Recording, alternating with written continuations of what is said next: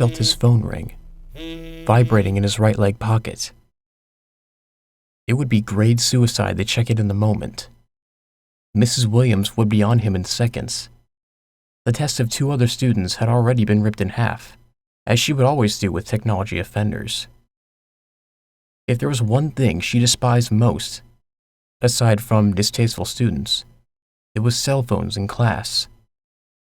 The restriction digital devices was a standard for most teachers, but the use to her felt like a sort of personal insult, an attack on her attentiveness.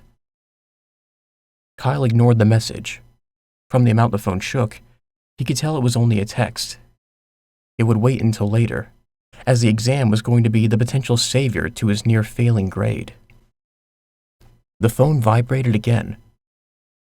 Kyle was irritated from the repeating shake in his pocket, but he was also a bit concerned. What if the message was urgent?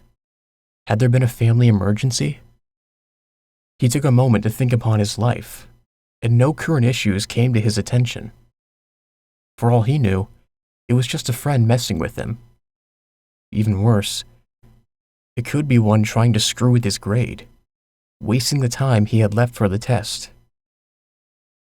He continued with the exam, quickening his pace. It was only 5 minutes later that Kyle's pocket shook for a 3rd time. The feeling of the message repeated in bursts, destroying all concentration he was able to build back up. What had started as a minor distraction had turned into an obstacle, and it had to be dealt with. Kyle's bag was on the floor, next to his desk. In any other class, Kyle would be able to simply place his phone back into his bag and then move on without issue. Mrs. Williams, however, was keeping watch of the entire room. Some of the other careless, impatient students were already passing in their tests. With less test takers to watch, the heat of her eyes would only be on him more. In a moment of desperation, Kyle requested a trip to the bathroom.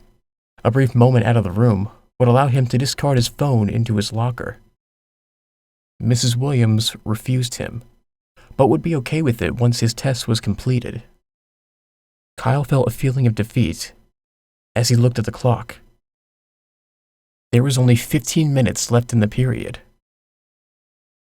His test was nearing the end, with more than a third of it done. He had guessed on a few previous answers, but figured a completed test with guesses was better than one left unfinished. His pencil slashed at the answer sheet as the phone continued to vibrate freely. The test hardly meant much to him in that moment. The stress of the situation was driving him to complete insanity. The vibrations began to become almost continuous. He felt his left leg begin to sweat from the tension. Every question that wasn't a blatant no-brainer had become a matter of luck. Mrs. Williams gave him a look of confusion as she saw Kyle's abrupt increase in writing speed. "It's not a race, Kyle. Calm yourself, or I'll have the impression that you're cheating," she said with a stern tone. Kyle nodded his head to acknowledge the command, but he only continued to rush in a more swift and organized manner. His face, perhaps entire body, was beginning to sweat. The vibrating in his leg had reached the point of severe irritation, accompanied with a slight pain.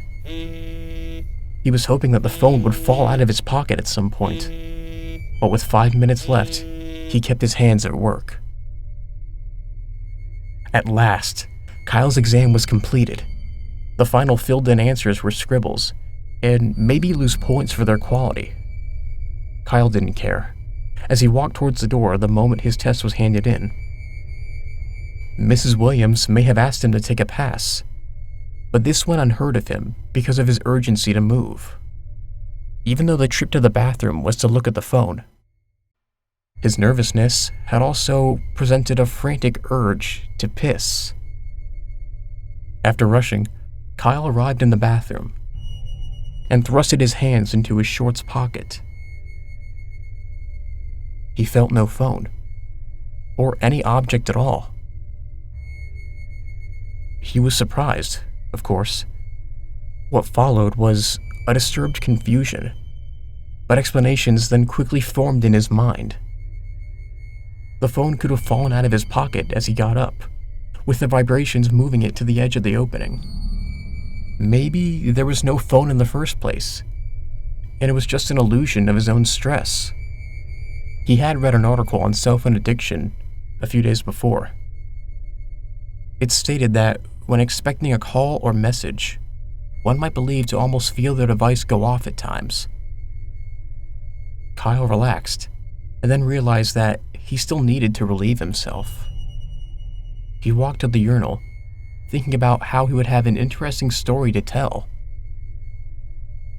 As he was unzipping his shorts, he felt his pocket vibrate.